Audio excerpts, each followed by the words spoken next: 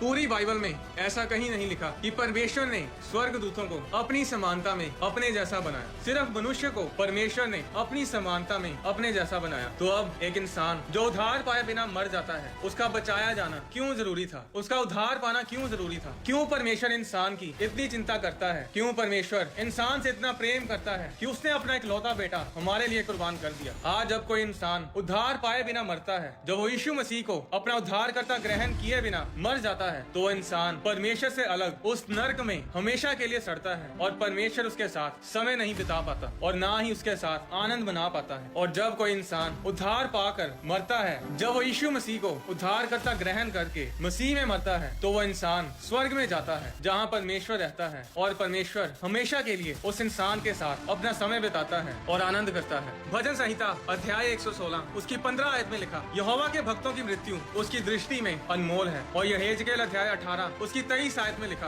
प्रभु यहोवा की यह वाणी है, क्या मैं दुष्ट के मरने से कुछ भी प्रसन्न होता हूँ? क्या मैं इससे प्रसन्न नहीं होता कि वे अपने मार्ग से फिरकर जीवित रहें? बाइबल बताती है कि यहोवा के भक्तों की मृत्यु उसकी दृष्टि में अनमोल है, क्योंकि उसे पता है कि मरने के बाद वो स्वर्ग में हमेशा के लिए परमेश्वर के साथ रहेगा। पर दुष्ट के मरने पर परमेश्वर खुश नहीं होता, क्योंकि उसके मरने पर उसके बचने की कोई उम्मीद नहीं रहती कि वो कभी स्वर्ग जा पाएगा। अब वो हमेशा के लिए परमेश्वर से दूर नर्क में सड़ेगा, जो परमेश्वर हम लोगों के लिए कभी नहीं चाहता। नर्क इंसानों के लिए कभी भी बनाया नहीं गया था। बाइबल बताती है कि परमेश्वर ने वो नर्क शैतान और उसके दूतों के लिए बनाया था। नीनवे शहर को नष्ट करने के लिए परमेश्वर ने ठान लिया था, क्योंकि उनका पाप बहुत बढ़ गया था। पर जब उन्होंने परमेश्वर के दास योना के द्वारा वचन को सुना, तो उन्होंने पश्चाताप किया, रोजे रखे और अपने मन को फिराया। और बाइबल बताती है कि परमेश्वर ने अपने फैसले को बदल दिया। उसने उस नीनवे शहर को नष्ट नहीं किया। परमेश्वर ने योना से कहा था कि नीनवे उल्ट दिया जाएगा, पर जब उन लोगों ने अपने मन को फिराया, पश्चाताप किया, तो योना अध्याय 3 उसकी 10 आयत में लिखा, जब परमेश्वर ने उनके कामों को देखा कि वे कुमार्ग से फिर रहे हैं, तब परमेश्वर ने अपनी इच्छा बदल दी और उनकी जो हानि करने की ठानी थी उसको ना किया। परमेश्वर ने लोगों के पश्चाताप को देखकर अपनी इच्छा बदल दी और उन्हें नष्ट नहीं किया। परमेश्वर कभी नहीं चाहता कि इंसान उससे दूर जाए। परमेश्वर मेरे साथ, आपके साथ, हम सब के साथ हमेशा आनंद मनाना चाहता है। वो हमारे साथ हमेशा के लिए समय बिताना चाहता है। वो नहीं चाहता कि एक भी इंसान, एक भी रूह नरक में उससे दूर जाए। परमेश्वर ने यीशु मसीह को क्रूस पर चढ़ाकर कोई फॉर्मेलिटी पूरी नहीं की थी कि चलो मैंने अपने बेटे को कुर्बान करना था और अपने वायदे के अनुसार वो मैंने कर दिया, अब जो विश्वास कर लेगा ये उसकी मर्जी है, वो बच जाएगा, मेरा काम खत्म है। परमेश्वर ने फॉर्मेलिटी पूरी नहीं की थी। उसने अपने पूरे दिल से हमें प्रेम किया और उस महान प्रेम की खातिर अपने बेटे को कुर्बान किया। जब यीशु मसीह क्रूस पर थे, उस समय असहनीय दर्द में जब उससे बोला भी नहीं जा रहा था, उस समय भी यीशु मसीह ने अपने साथ क्रूस पर लटके चोर को नष्ट नहीं होने दिया, बल्कि उसे